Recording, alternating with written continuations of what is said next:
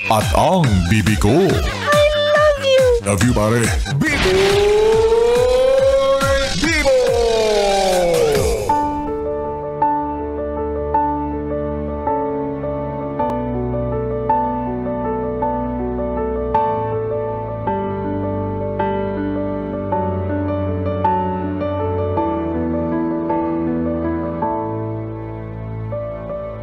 Yes, pre, ako'y nagbabalik, DJ B-Boy Bibo, para sa ating tuloy-tuloy na BB Time tungkol sa usapin para sa mga introvert.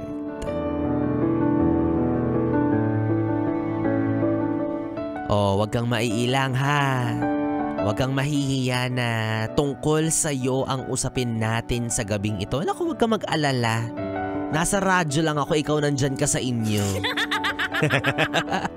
Pero bago ang lahat, no, para sa mga yes-pre natin na hindi alam or walang idea sa terminolohiyang introvert, ambivert, or extrovert, diba? Ito po yung iba't ibang uri ng katangian ng tao pagdating sa pakikipagsalamuha or pakikisama sa kapwa, diba? Extrovert, unahin na natin, no?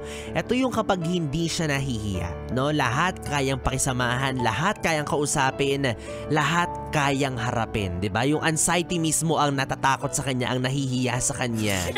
Ganon yung mga taong extrovert.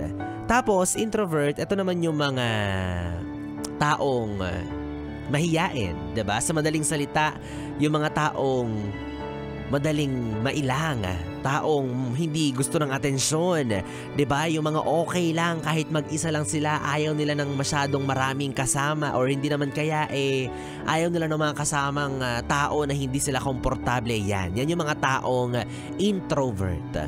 Kasalungat ng mga taong extrovert. So ambivert naman, ito yung hindi common, no? Yung mga taong kombinasyon ng dalawa. Yan, maaaring may pagkakataon na mahiyain ka or hindi naman kaya, may mga beses rin na outgoing ka. Ibig sabihin, pabago-bago yung energy mo sa pakikipagkapwa-tao mo. It's either nahihiya ka minsan, or nahihiya ka sa kung sino yung pakikisamahan mo, or pwede rin namang makapal yung mukha mo. Depende sa sitwasyon or depende sa mga kasama mong tao. Ganon. So tatlo yan, introvert, extrovert, and ambivert. So alam nyo, sa totoo lang, no, at some point, since ito nga pinag-uusapan natin tungkol sa mga taong mahiyain, mga introvert, masasabi natin na medyo mahirap din talaga, diba? Hindi madali yung mailagay ka sa ganyang klase ng personalidad. Kasi most of the time, nami-misinterpret nila yung personality mo. Madalas nahuhusgahan sila ng walang pakisama, diba? Akala nila maldito o maldita. But beyond that, these persons, yung mga introvert, they are not. Diba? Actually, iwas lang sila. Hindi dahil sa kadahilan ng ayaw nilang makipag-usap, kundi dahil nahihiya sila. Yun talaga yung point nun. Gustuhin man nila na makipag-usap sa iba, makipagkaibigan, makipagkilala, but since nauuna yung hiya nila at hindi natin sila masisisi doon kasi yun yung characteristic nila, yun yung personality nila, at hindi mo basta-basta lang mapipilit na ano ka ba, wag kang mahiya. Lumabas ka sa lungga mo, ipakita mo kung sino ka, hindi ganun kadali for them. Kumbaga, limited lang yung enerhiya nila na makisalamuha. Kasi kapag pinilit nila yung sarili nila, talagang mauubos sila. At nakakapagod yun para sa kanila kasi madalas ang thinking kapag tahimik, matinik. Kasi hodang parang bulkan, di ba? Na kapag sumabog, wala kang matatakbuhan. Well, duda ako kung makakita ka ng introvert na galit, di ba? Parang wala ka rin makikita ng introvert na galit kasi magsalita nga, nahihiya na siya. Magalit pa kaya sa harapan ng ibang tao tapos maraming makakakita? Hindi niya gagawin yun for sure. At alam niyo ba na isa sa pinaka-iniiwasan ng mga taong introvert ay yung social gathering. Yan. Ilag na ilag sila dyan. Allergic sila sa social gathering. Diba? Sa, ano bang tawag doon? Sa paikisalamuha. sa mga piging. Sa mga handaan, ganyan. Di ba yung mga pagtitipon? Lalo na kung ang pagtitipon or sasalo-salo na to ay hindi kilala ng taong introvert. Oo, ayaw nila niyan. Kaya kahit nga sa pamilya di ba? Or sa handaan, sobrang iwas silang mapag-usapan. Tignan mo sila talagang parang malulusaw sila. Oo. Weird man pakinggan, kaya nga na sinabi ko kanina, but they exist and valid yung nararamdaman nila. At sana ma-work out nila, 'di ba, na maging okay yung pakikipagsama nila sa ibang tao, 'di ba? Yung pakikimingle nila. Sana maayos nila, 'di ba? Sana ma-practice nila. Pero we have to understand na it would take them so much courage para magawa 'yon. Kaya sa totoo lang po, nakakagutom talaga ang hiya. Kasi mahihiya kang sumandok ulit sa handa kapag mahihiyain ka. Buti na lang si Biboy makapal yung mukha. Anong mahihiyang bumalik? Ay, ang unti-unti nung sinandok nung caterer di babalik talaga ako. Diba? Hindi sila kagaya ng mga ibang tao dyan na papansin, kulang sa pansin, gusto lagi ng atensyon. Diba? Ayaw nila ng spotlight. Ayaw nila ng eksena kung saan nakabaling yung atensyon ng maraming tao sa kanila. Diba? Imagine, ang hirap maging mahiyain. Una na dyan, nakakahiyang, yun nga, di ba sinabi ko, sumandok ulit sa mga handaan kapag gutom ka pa. Yung inuuna mo yung hiya bago yung kalam ng sikmura, di ba mahirap yun. Pangalawa, ito yung mas mas mahirap bilang introvert, yung nahihiya kang maningil ng utang, di ba? Yung kahit kailangan mo na yung pera, kaso mahihiyain ka kaya hindi mo masingil yun ng utang sa'yo ng pera, ay, jahe yan. O hindi naman kaya yung kapag may pinabili yung nanay mo tapos mali yung binali mo, ipapabalik sa tindahan, ay nakakahiya din yan. Diba? At isa pa sa mga common misconception about them is pagkakain ka mag-isa, akala nila kawawa ka, 'di ba? Lalo na sa social media, ipopost ka pa. Makikita mo na lang yung sarili mo, ay, ito po yung nakita namin sa ganto, sa fast food. Kawawa naman siya, kumakain siya. Make sure your friends are always happy that you're together. Tigilan nyo, hindi po yun ganon. May mga tao po na kagaya nila na mas na-enjoy kapag mag-isa at okay lang po sila sa ganon. Kaya hayaan po natin sila, no? Kaya ito po ay paalala sa atin na maging masaya lang tayo sa nararamdaman ng kapwa natin. Hindi porket bibo ka, hindi porket papansin ka, hindi porket agaw atensyon ka, ipapahiya mo na siya. Hindi kayo pareho. Hindi yung gusto mo gusto rin niya.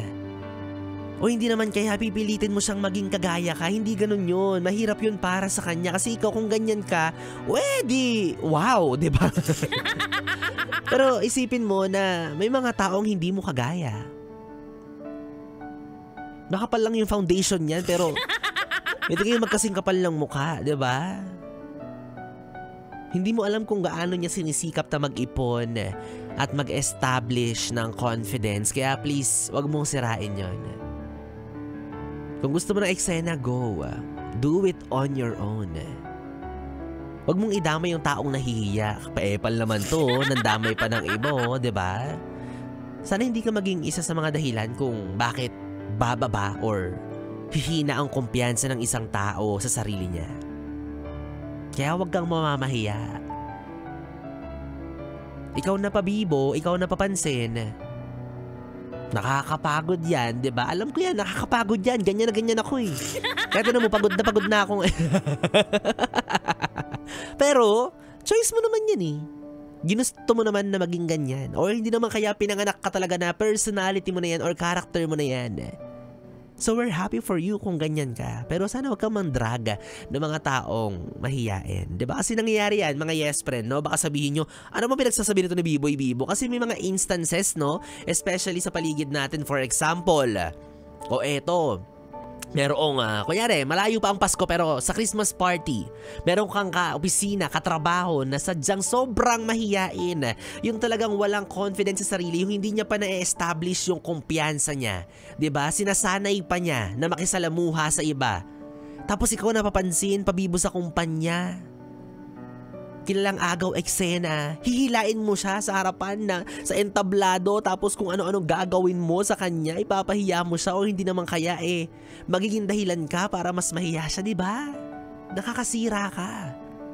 Kung gusto mong magpapansin sa boss mo para bigyan ka ng 13th month pay, agad-agad, cold cash, gawin mo na yung sarili mo. Huwag ka namang damay ng ibang tao, 'di ba? And for them, para sa mga mahiyain na yes pre natin, no, nakakapagod din. Kala nyo nagtutuwa sila, minsan na ganyan sila. Minsan talaga may mga instances din na talagang pagod na pagod din sila. 'Di ba? Makita ka lang na, ay, papansin naman masyado to. Nakakapagod din for them yun. Oo. At higit sa lahat, nakakapanis ng laway. Aminin mo, di ba? Yung wala kang kausap for the longest time na nandun ka sa party, 4 na oras tumagal yung ganap, yung event, wala ka man lang kinausap. Di paunis talaga yung laway mo niyan. Ay nako, kaya ikaw yes friend, kung sawa ka na at ayaw mo na maging ganyan, may mga paraan, i-workout mo yan. Although wala namang problema kung mananatili kang ganyan, di ba? Pero para lang mas maging maganda ang, ano mo na, di ba? Para maging smooth yung pakikisama mo sa ibang tao, para hindi mo na kailangang mahiya at all times. Diba? Walang problema dyan. Pero yun nga, pwede mong i-workout yan kung gusto mo lang naman. At eto, kung hindi mo alam, kung hindi mo matukoy kung anong katangian ang meron ka, introvert ka ba? Extrovert ka ba? Or ambivert ka ba? Feeling ko talaga pervert ka talaga. Charot lang. Charot lang. Ikaw naman, hindi ka naman mabiro masyado. Baka maging introvert ka naman yan dahil sa sinabi ko. Ikaw naman, masyado ka madamdami. Well, anyways, yes, friend, ito para hindi ka na magtampo, pakinggan mo na lang ang sasabihin ko dahil eto na, alam ko naman na ito ang hinihintay mo, walang hiya-hiya pagdating sa'yo dahil usapang pera to, di ba? Okay naman, yes, friend, lakasan mo na muli ang volume ng radyo mo dahil eto na ang bahalagang anunsyo kung sino nga ba ang mapalad, maswerteng mag-uuwi ng tumataginting na 500 piso para sa ating...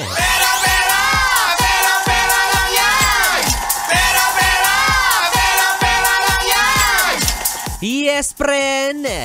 Lakasan mo pa ang volume ng radyo mo. Again, huwag kang mahiya sa kapitbahay mo. Bunganga ko naman to, bunganga naman ni Biboy Bibo to. Ako ang masisisi, huwag kang mag-alala.